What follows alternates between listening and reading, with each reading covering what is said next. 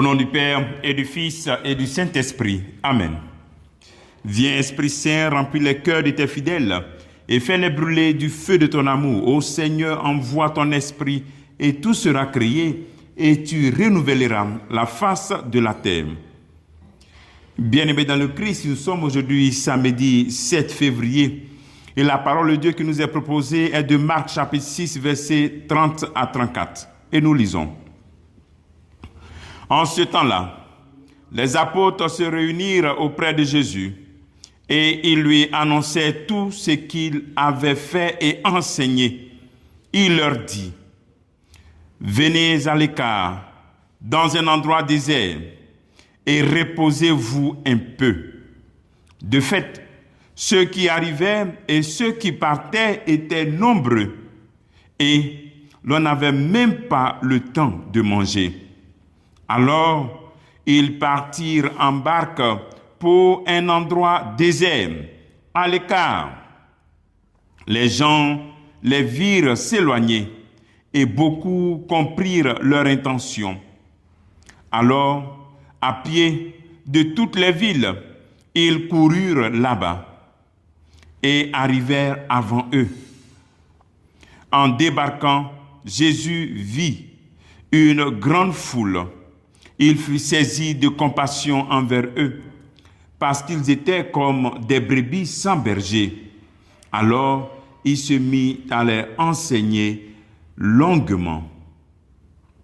Acclamons la parole de Dieu. Louange à toi, Seigneur Jésus.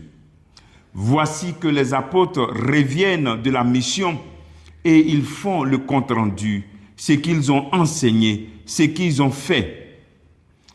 Après cette belle mission, le Christ les amène à faire l'expérience de l'essentiel. Premier élément, il est bon d'enseigner. Il est bon de parler de Jésus.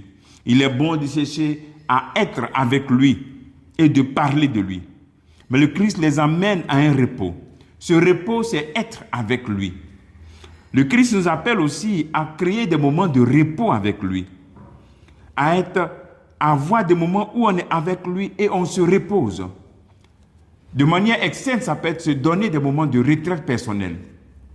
Un chrétien doit se donner au moins une fois par an un temps de retraite personnelle. Je ne parle pas de retraite de délivrance, retraite de silence personnel, où tu reçois la parole de Dieu, tu réfléchis sur ta vie, tu gardes beaucoup de temps de silence. Se reposer avec le Christ. Ce repos dont il parle aussi, c'est que l'on parle de lui, on l'annonce et nous travaillons pour lui.